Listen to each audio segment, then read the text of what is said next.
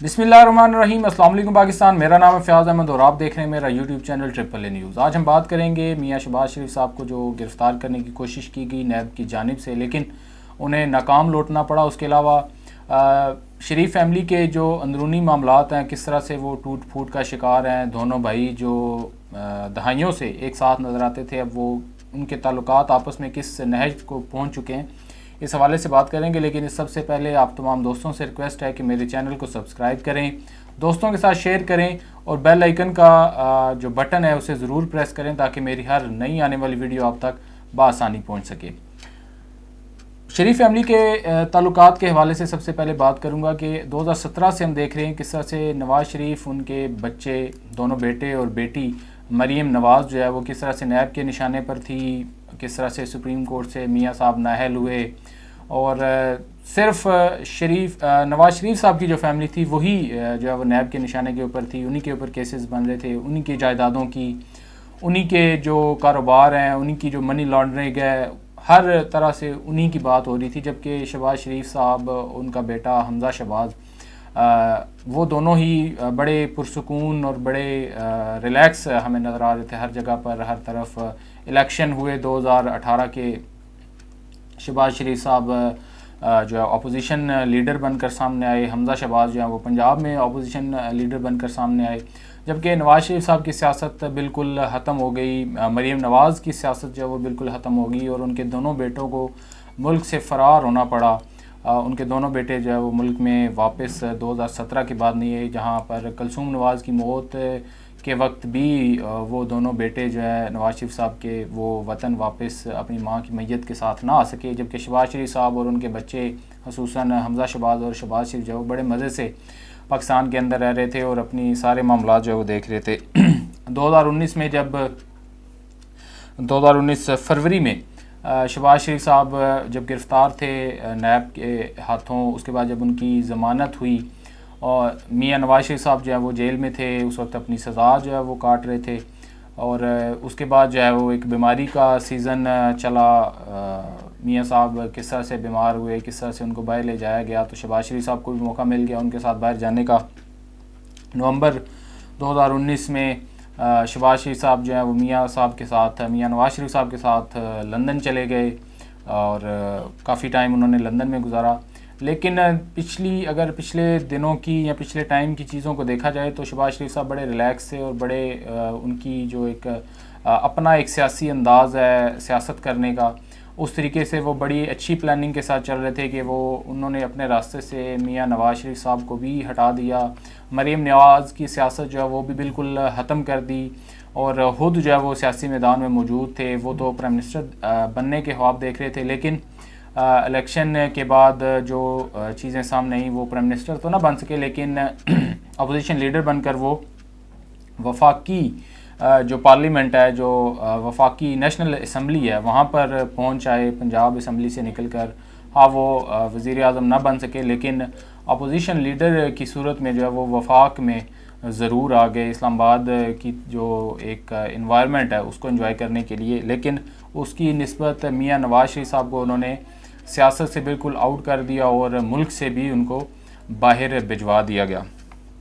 मियाँ नवाज़ शरीफ साहब और मरीम नवाज़ इन सारी सूरत हाल को देख रहे थे। मियाँ नवाज़ शरीफ साहब तो बिल्कुल खामोश थे, जबकि मरीम नवाज़ जो है वो कहीं ना कहीं बोलती हुई ज़रूर नज़र आती थी। मियाँ शहबाज शरीफ साहब के फ़ैसलों के ख़िलाफ़ उनके फ़ैसले नज़र आते थे और किस तरह से वो कुछ अर्सा बीच में एक्टिव भी रहीं। और उसके बाद शहबाज शरीफ साहब की जो एक सियासी अंदाज़ है, उनका सियासत करने का जो उनका अपना एक रवायती अंदाज़ है, उसकी वजह से कई दफ़ा मरीम नवाज़ को दोबारा खामोश करा दिया जाता था शहबाज शरीफ साहब की जानिब से।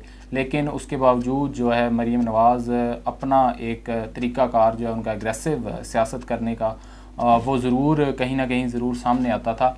इन सारी चीज़ों को देखते हुए लग ऐसे रहा कि मियाँ शहबाज शरीफ साहब बड़ी आसानी से मियाँ नवाज़ शरीफ साहब के बीमारी के बहाने से वो भी मुल्क से बाहर चले गए थे, लेकिन वो बड़े रिलैक्स से वहाँ पर। लेकिन अब कुछ मियाँ नवाज़ शरीफ साहब ने मिलकर मरीम नवाज़ और मियाँ नवाज़ शरीफ की मुश्तरका प्लानिंग के थ्रू शहबाज शरीफ साहब को बड़े तरीके के साथ कोरोना वायरस के बहाने से वापस पाकिस्तान भेजा गया, जबकि शहबाज शरीफ साहब जानते थे ये बात कि अगर वो वापस पाकिस्तान गए तो उनको दोबारा गिरफ़्तार कर लिया जाएगा नैब की जानिब से। इसके बावजूद वो मियाँ नवाज शरीफ साहब की बातों में आए और वो लंदन से वापस पाकिस्तान कोरोना वायरस की सिचुएशन को देखते हुए पाकिस्तान आए। पाकिस्तानी अवाम के लिए उनकी जो है वो हमदर्दियाँ जो है उन्हें वापस पाकिस्तान ले आई। लेकिन पाकिस्तान आने के बाद कहीं भी वो इतने एक्टिव सियासी मैदान में नज़र ना आए, ना ही वो कोरोना वायरस के ख़िलाफ़ कहीं लड़ते हुए, कहीं जो मुतासरीन हैं उनके साथ या कहीं भी किसी जगह पर भी विज़िट करते हुए में नज़र ना आ सके। वो कोई अच्छा सियासी स्टेज जो है वो ना सजा सके। उसके बरक्स उनको नैब का सामना जो है वो करना पड़ गया। उनकी जो मुश्किलात हैं उनमें इजाफ़ा हुआ। इससे पहले भी 2 दफ़ा शहबाज शरीफ साहब को नैब में ने बुलाया। एक दफ़ा भी बुलाया, शहबाज शरीफ साहब नहीं गए। दूसरी दफ़ा जब बुलाया तो भी शहबाज शरीफ साहब नहीं गए। तीसरी दफ़ा बुलाने पर शहबाज शरीफ साहब गए।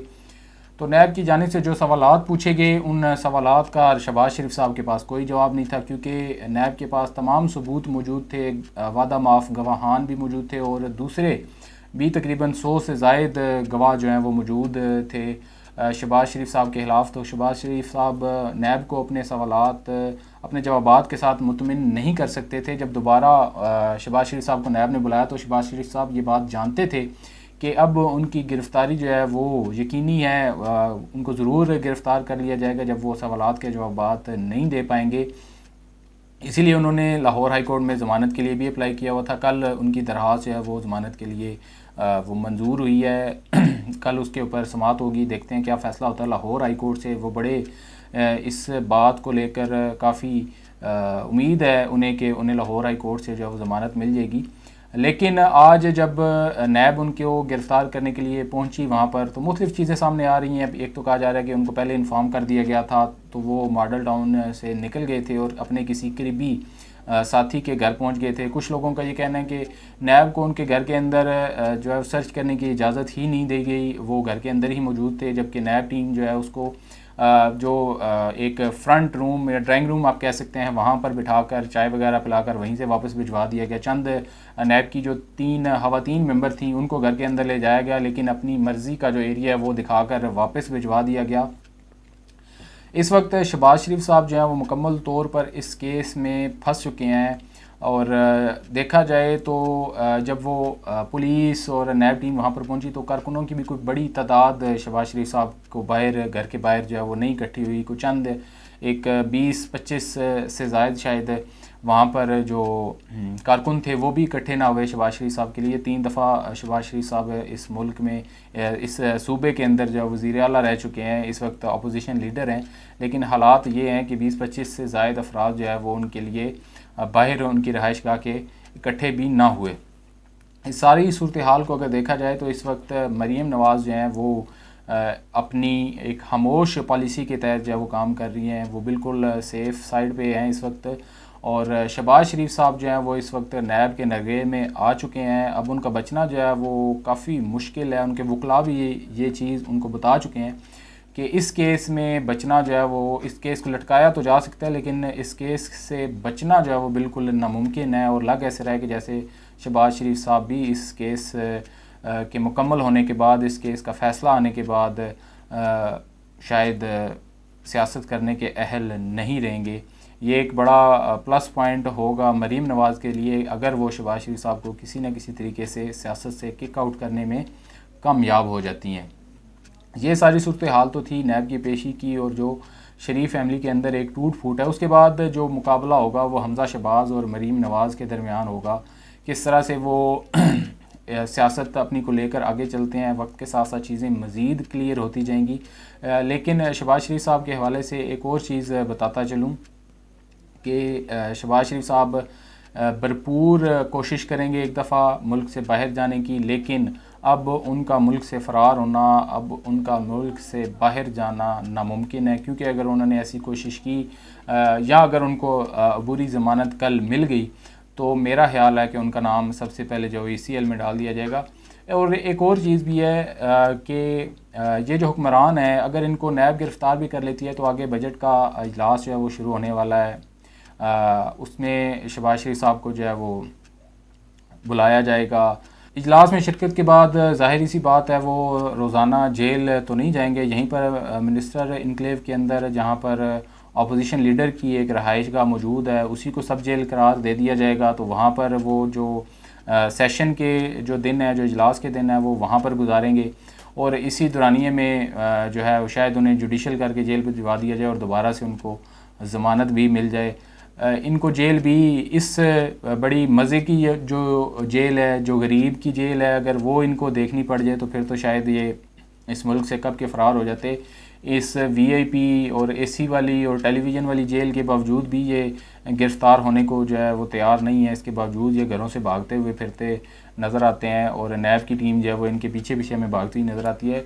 अगले चंद रोज़ में चीज़ें मज़ीद क्लियर हो जाएंगी। लग ऐसे रहे कि शहबाज शरीफ साहब को कल ज़मानत नहीं मिलेगी और नैब टीम जो है उनको गिरफ़्तार करने में शायद लाहौर हाई कोर्ट से ही नैब टीम शहबाज शरीफ साहब को गिरफ़्तार कर ले और उसके बाद जो इजलास के सेशन में ये दोबारा इस्लामाबाद आ जाएंगे और इनके मज़े जो है इसी तरह चलते रहेंगे। लेकिन देखते हैं आगे क्या होता है। अपना ख्याल रखिएगा। एक नई वीडियो एक नए पैगाम के साथ आपके पास दोबारा हाजिर हूँगा। अल्लाह हाफ़िज़।